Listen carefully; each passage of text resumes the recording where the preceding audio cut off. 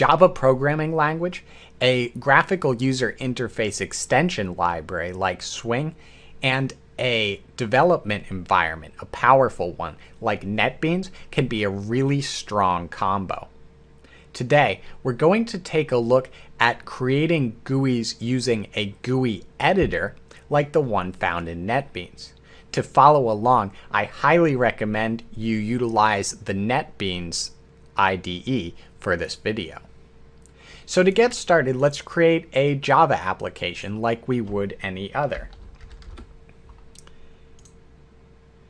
Give it a name and we're good to go. But we're going to start off by simply deleting the default Java file that NetBeans provides to us. And instead we're going to ask NetBeans to create a new file. We're going to ask it to create for us a JFrame.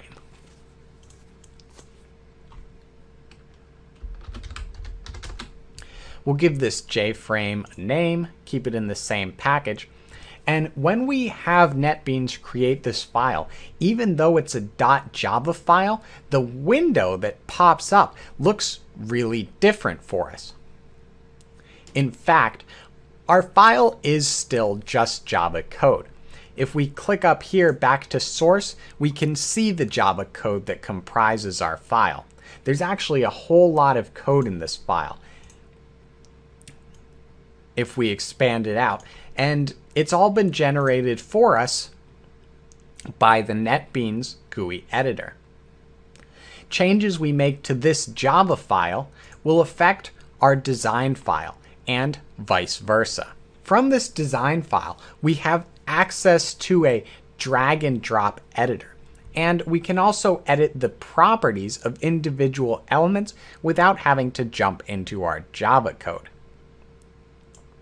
Eventually, in pretty much any application we'd ever create, we're going to have to drop into our Java code to provide back-end programming functionality to the pieces we put into our editor. For now though, let's just take a quick look at how the editor works. I'd like to set up the framework for a password protection dialog. This isn't going to be too complicated, so we'll make our JFrame a little smaller than it is right now. And let's take a look at some of the Swing controls available to us. There's a whole lot of them. And in fact, courtesy of NetBeans, we can use some other GUI extension systems as well. Let's just stick with Swing and stay pretty basic. Label is about as basic as you can get, and our password dialog is going to need some text.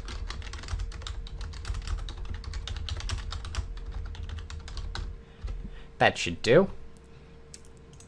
And there we go. I guess we can make our JFrame a little bigger. Now, a password dialog is also going to need some user interaction.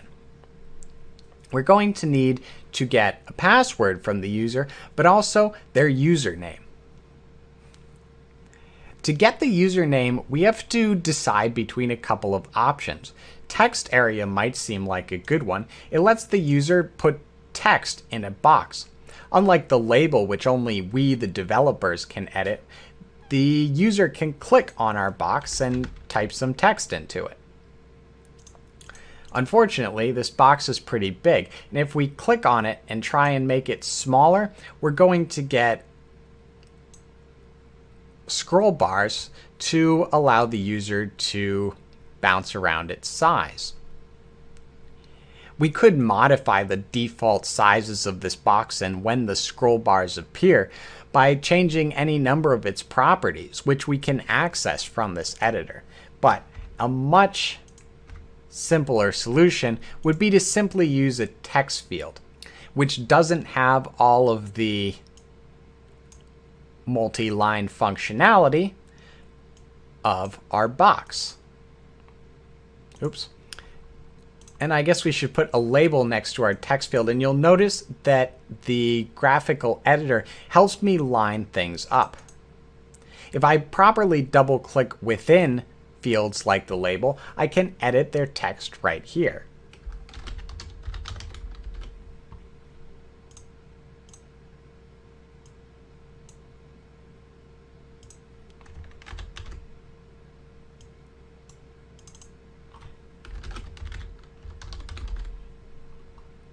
One of the cool things about modern GUIs is that there's some really specialized controls. One of these is the password field. In many ways, it's going to act just like our text field here, except that it's going to replace whatever text the user puts in there visually with dots, so that someone looking over their shoulder can't learn their password. Oops. If you fail to double click within an editable element, it brings you back to the source, which is what I just did there. We're going to want to edit these two components that our user can place text in so that they don't appear to our user initially as having these default values.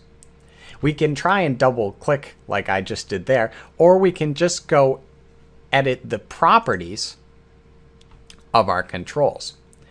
Here, the text value of our text field can be modified to be nothing at all to start out with. And we can do the same thing with our password. You'll notice that the text value of our password actually has text in it, but it just displays as a bunch of dots. But we as programmers can access this value to validate our user's password. There's a whole lot of other options in here. We can do things like changing the font.